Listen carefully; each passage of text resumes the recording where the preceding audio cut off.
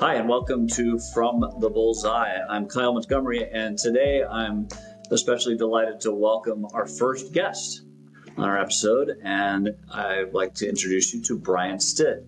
Brian is an IT consultant extraordinaire who has worked through our network and served us even with some direct needs as we've operated Bull City Talent Group. Welcome, Brian. Thank you. It's great to see you again. Brian and I recently had a very engaging conversation about, you guessed it, artificial intelligence. And we started a dialogue about how AI was starting to emerge among our client companies. And Brian was sharing some anecdotes of some really exciting work he's been doing in the not-for-profit sector. And so I started to formulate this notion of what could the private sector learn from the not-for-profit sector, as that's a sector that is especially interested in reducing costs, reducing overhead, so that they can drive as many dollars as possible straight to their mission. And Brian offered some thoughts around how AI is doing that. So Brian, I wonder if you might share with us, what are some of the ways in which you see AI surfacing among not-for-profit sectors and the kinds of things that they would benefit in their business processes? Thanks, Kyle. The first thing I would say is when you think about a nonprofit, they're like a little mini government.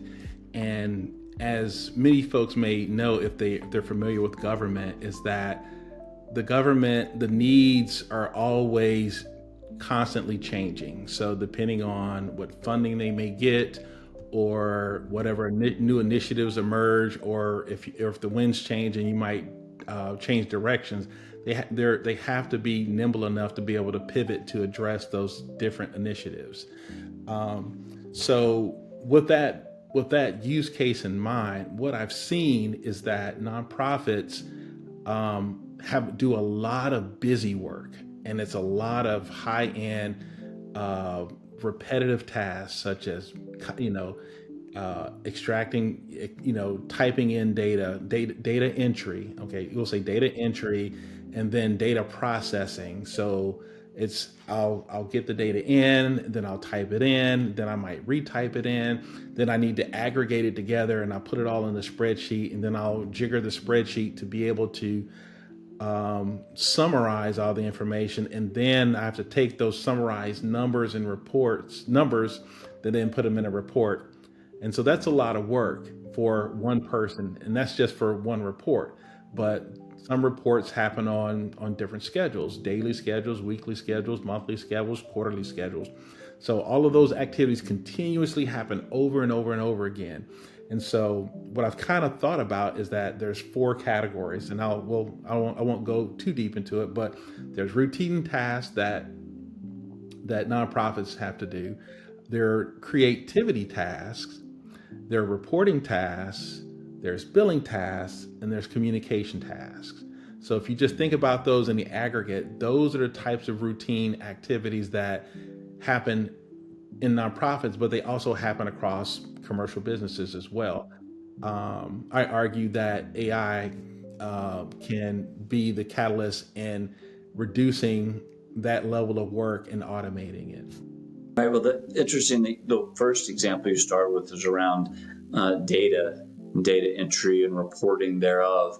And I can't tell you how many jobs we have on our board today that resolve around master data governance, data entry, and data analytics. So it's clearly relevant crossover. But then those categories you gave, I can hear many similar types of tasks and activities that any client faces. So when you're approaching, you could say across all of them or any, what are some of the tools that are found relevant to the not-for-profit sector when they want to deploy AI solutions? The first tool that we'll say, I can't say that they would go to, but the first tool that's obvious would be, Chat GPT, right? And with Chat GPT, it gives you a few advantages. Number one, I would say, if you have to, so according to that list that those lists that I gave you, the routine tasks, the creativity tasks, billing, reporting, and communications, ChatGPT easily addresses the creativity one easily and the communications one, and I'll break both of those two down in a minute. So, well, first I'll take the creativity task. Let's say you don't know how to start something, and we often spend a lot of time in trying to start, right? Or say, how do I start writing something? But if someone asks you, what are the bullet points that you want to talk about? That's easier to do.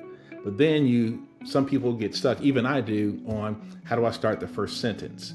So if I say something like, I open up a ChatGPT window and say, write me 5 paragraphs on these 5 bullet points. And then you can say, put it in the context of a professional document, or a fun and witty document, a persuasive document, or a terse document where you just want to write something to make it to the point. So ChatGPT out of the gate, and this falls in the category of, they call it prompt engineering. So this is a way of asking ChatGPT in a way that can give you what you're looking for, right? So if I say, here's my bullet points, write me an article in this context with this style of tone. And once you put that in and it gives it back to you, you can say, yeah, I like it, or you can tell it to rewrite it.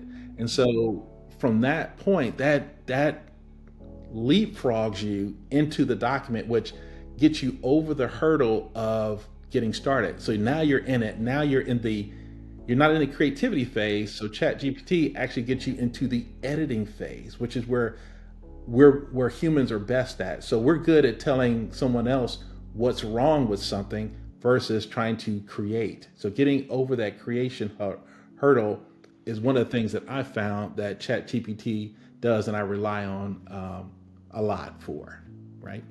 Well, let's peel into that example a little bit further as it relates to not-for-profit. And I'm leaning a little bit on my experience working with the Leukemia and Lymphoma Society over the years, that we would, through our board and through volunteers, constantly be writing letters and writing appeals to our donors for fundraising activities. But I believe you mentioned too, grant writing. What are some of the deliverables that you've run across that your constituents or the users were able to see tremendous value right out of the gate to produce those deliverables using ChatGPT, for instance? Okay. Without talking about any automation, right? That's a whole nother conversation of ChatGPT in the context of automation. If you knew nothing about that, but you only had that chat window interface, what you can do is for example, you can take a grant document, copy all the text for the grant document, paste it in that chat window and say, give me the short version of what I need to do to fill out this grant. Because that's what our brains do. And then ChatGPT will come back with bulleted things, remove all of the flowery text and the descriptions and all the other boilerplate stuff that's there, and say, you need to do this, this, this, this, and this. And that's what our brains are doing in order to be able to say, okay, I need a summary, I need a description of each of the categories that I'm looking to address, and then I need a conclusion, and then I need the budget. So the budget, you kind of have that. I don't think ChatGPT is designed to do that, because ChatGPT doesn't do math very well, but it could give you a boilerplate of the things that you could consider for adding in the budget, but it can't do the numbers for the budget, right? Because it needs additional inputs for that. But in terms of getting to the point, figuring out what you need to do for grant, and then generating the text based on the bullet points that you asked, to kind of take that and think of it like cocoa, right? You have your bullet points, and then you pour ChatGPT in, which is your water, and then it can expand that out, and you make hot cocoa, which is the text that people like to read to verify that, I don't know, that's a bad example, but the idea is that you're mixing, you're adding ChatGPT and you're making cocoa, right? I don't know, but the idea is that the takeaway is that it makes it in the structure, in the format, so that you have to do less work and you're more in the editing phase and tweaking phase to kind of bring that grant into focus so that you can submit it. It shortens your time frame in that manner. I think in what we're discussing so far, and using ChatGPT as example, those are very approachable concepts. I think many of us who have dabbled in AI, whether ChatGPT or the Copilot in Microsoft Office Suite, that it's very approachable and we can learn quickly. Let's talk about next level. And you started down the path of automation. What are some of those things that really benefit in process automation, or removing some of those really menial or repetitive tasks that you've experienced that some of the AI automation will save time and energy to come up with an output? Yeah. What I would say would be, in any organization, look at your SOPs and look at how you look at your business in terms of what it is you do and how you do it, right? And then from there, if your organization is highly structured, then you're probably going to have SOPs for how to do certain tasks. So how do you do payroll? How do you communicate in your company? And whatever those interactions that you typically do, look at those SOPs, because those SOPs are going to be the baseline for where you start your automations. The other key component or place to look for ways for automation is talk to your secretaries. The secretaries are doing a lot of information, a lot of repetitive tasks, a lot of copying and pasting and transposing and copying and pasting, filling out spreadsheets, doing calculations, merging documents, sending out invoices. All of those little tasks that come in, they're like the hamster in the wheel that's constantly keeping the business running. And what you want to do is look at those secretaries and then other business people and start to kind of do a time study. You could do a time study, say, okay, what are you doing? How long is it taking you? And then if you look at that time study and say, over a year, you spent 2,500 hours just processing invoices. And now you can recover that time if you just replace that one task with AI automations. So the automations, when we be a little bit more specific. So one idea is that you create an automation. Here's an example automation.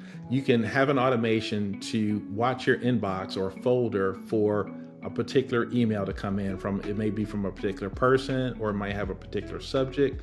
And you can say, if this email comes in and it has an attachment, detach the attachment, process the attachment, remove all the text off the attachment. And if it's an invoice, you can say, if it has, item and description, you can tag it as an invoice, and then you can grab the information from the invoice and process it, and then take that information and put it as and you can send it to your billing system if your billing system allows you to do it. And that kind of goes into I don't want to go too technical, but when you're talking about sending information from machine to machine, you're using APIs, or application programming interfaces, and that's a way of sending structured data from one machine to another machine, so that you remove the person out of the middle, or the human in the loop. So that's kind of the high level thing, is that the takeaway is that you want to do machine to machine transactions where there used to be a human in the middle. So I guess one way of looking at it is identify the human in the middle between systems, which is quite interesting, because if that human wasn't there, that work wouldn't get done. The question is, how can you do that, continue that work without the human in the loop or in the middle? Sure. Well, that kind of transitions to it. One of the points that comes up, I think, particularly in not-for-profit sector, and some of the things I was discussing earlier about fundraising activities. It's a very human, high-touch activity to ask somebody for their support, ask for their, be it financial contributions or their time as a volunteer. Does that create hesitation or skepticism among the not-for-profit organizations and how they can deploy AI without losing that human touch? Good question. Very good question. Actually, that's something that I'm working on as we speak. Especially when you're dealing with donors, one of the activities is, let's say you pre-qualify a donor to give, right? So that human activity is still necessary, right? But the follow-up would be to say, hey, we're going to send you a automated message that will collect the information from you, so they know in advance as that you're going to send it. It's not going to be a person. It's going to sound like a person, and it's going to be a phone call to collect that information so that you get it directly from the source, and then you don't have a person in the middle doing the data entry. Their voice becomes the data entry into the system, and it does the validation. Those are the types of systems that are emerging and that are coming and that are going to be, you're going to see a lot more of them, right? So those are the kind of systems that I'm building right now for one of the nonprofits to do community-based data collection. Fascinating. So are you seeing a steady rise in demand for these services? Is it abundant in organizations reaching out, asking for help, or just kind of lost in what do we do with AI? Or are we still in this such an early adopter phase at the organization level to pull people in and demonstrate for them or demonstrate or prove the value proposition that comes with AI? Good question. I would say, is there a demand for it? It's not for the demand is not for AI. The demand is for more efficiency to do more with less. So if you look at it from that vantage point, to do more with less, then the question is, what do we have that can help us do more with less, right? If you can free up time for this from secretaries or lower level staff, then you will have some performance gains, so you can retask those people to not be doing data entry but to do some other level tasks. Here's a great example in nonprofits let's take a food pantry, for example. One of the patterns that we see is that they will use an elderly person to do some what we consider lower level tasks. And like, for example, at McDonald's, they do the same thing. They use, different older staff to do lower level tasks. So the question is, how do you train? You've got to train that person on using a computer system or a laptop or a desktop, and that becomes overwhelming. The question is, what do they know that you can meet that person where they are in their technology level, and then deploy a certain technology that they can do that's low level and still be highly effective. And one of the solutions that I'm working on now is, we know that older Americans can use voice and they can use text.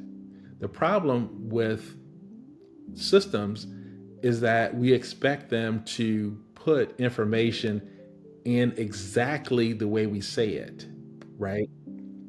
With AI, we know that AI can accept common language, and you can ask people prompts, say, different questions, like a wizard. You can ask them different questions, and they can respond to the wizard, and the AI will make sure that the information is accurate, it's spelled correctly, and it fits within the parameters that you specified in there. So now, if you deploy voice and text solutions to older Americans, they can be as effective as a power user.